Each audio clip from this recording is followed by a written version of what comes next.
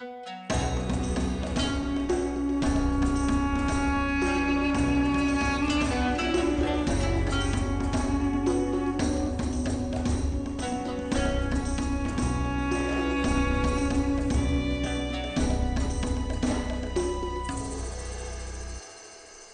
gamers, this is Liz Davidson from Beyond Solitaire, and today I'm going to be reviewing ROVE. This is a little 18-card pocket game. It's published by Button Shy and is designed by Dustin Dobson and Milan Zivkovic.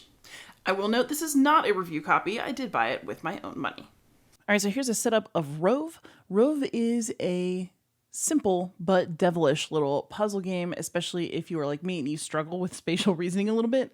I would say this is good practice and that I'm getting better. So the object of ROVE is to manipulate these little modules into various shapes based on the missions that you've been given. So here's our first mission. Basically the goal is that we need to use the cards to create this shape, and that this card needs to be here on the end. So if you have a card that's depicted on your little mission, that card has to be in this spot on the grid, and then the others just have to make up the rest of the shape.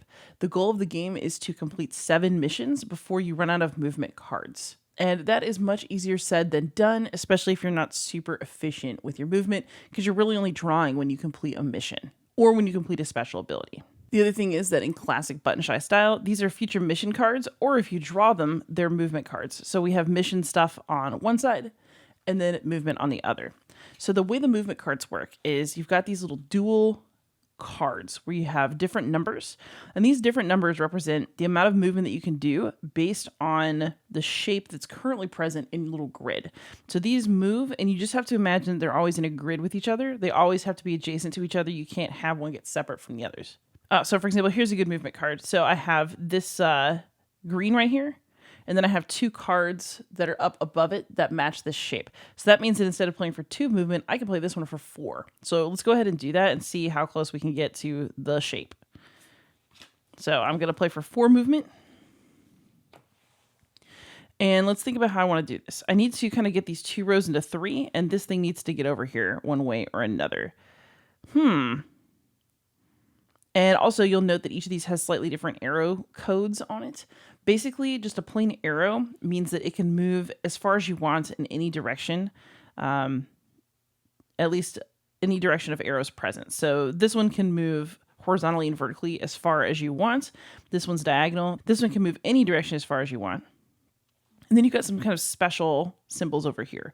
So this module is able to move one in each direction, but also to push another with it. So I could do this, which I might do. I actually want to think about that. This one can move one in any direction, then it has to stop. And then this one can move as far as you want in any direction. However, it has to jump over at least one other card as part of its movement. So it's kind of an interesting setup. So I've got 4 movement. Let's try something. Let's jump over this, I think, maybe. So we could go 1.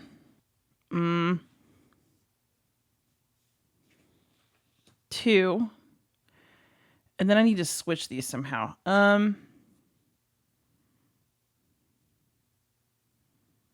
Let's just go ahead and do 3. And this is still connected adjacently based on my understanding of the rules because it's at a corner. And then 4. So that's most of the way there. I'm most of the way to this shape. This just has to move over 1 more. So I could just play 1 more of my cards, and I don't actually need all the extra movement, which is kind of neat. This shape I see already, so I'm going to keep this card, and let's just dump this one. 5. And so there we go. We have the shape with the right module in the right place. And then this mission is complete. So we're going to draw a card. So we get another movement card. These movement cards I used go into discard. And then we're going to draw another mission. Although I do think you are supposed to place the new mission card before you draw a card, so keep that in mind. So now I have this totally different mission to complete.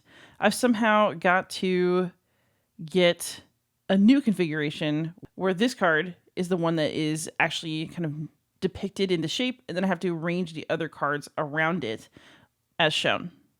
But I've got 4 movement cards to do it with. we could see what would happen next. And that is ROVE. If you want to increase the difficulty level, I started on basically easy with 5 cards in my hand. If you want to bump the difficulty a bit more, you can start with fewer cards. So if you start with 4 cards in your hand, you're going to have a harder time, fewer options. If you want to play on impossible mode, then you start with 3 cards in your hand. And that is just a quick overview of ROVE.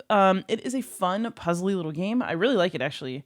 Even though it definitely challenges me in the way that my brain works. I think that's a good thing. And it is another one of those amazing, quick, portable wallet games.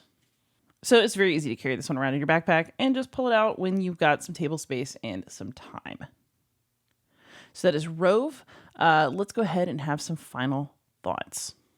All right, so now for some final thoughts. I'm going to keep them short and sweet, just like this game. I thought ROVE was excellent. I really, really love it. It's absolutely staying in my micro game collection, and it's definitely going to have a shift in my backpack for lunch break gaming from this point on, because I thought it was delightful.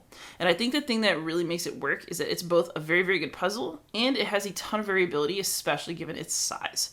And that variability comes from some of the really impressive elements of the game, like the different movement patterns that each component has, the special abilities that are available to you, the way that you can manipulate your deck of cards a little bit. Like there are ways to kind of get around an upcoming mission you think you don't like. I liked the way that the cards can be used for different amounts of movement depending on what arrangement is currently available on the table. Basically, all these things came together to produce an experience I thought was really, really impressive and honestly pretty difficult, at least for me. I'm not great at spatial puzzles. If you hate this kind of puzzle, I don't really think ROVE will change your mind. But if you enjoy kind of the brain tickling element of this kind of puzzle solving, then I really think that ROVE is a great choice for you. And if the gameplay overview even remotely interested you, I would actually pick it up. It's going to be cheap. It's from Bun Shy. And I have gotten a lot of entertainment out of it, a lot more than I expected. I just kind of bought a pack of little solo games from Bun Shy. I've been playing through them. I didn't really know anything about ROVE when I opened it up. And I'm really, really glad that I've been exposed to it because it is super fun. So I'm going to keep this short. There's not a ton to say. It's a short game. It's a small game. It's really, really good if you want a tiny, spicy little spatial puzzle that has a lot of replayability, because it's taking me a lot of time to practice enough to be good at it. There may be a point where I feel bored because I feel like I know what to do, but we haven't reached it yet. So that's where I'm at on ROVE. So please subscribe, comment, ask questions, and most of all, happy gaming.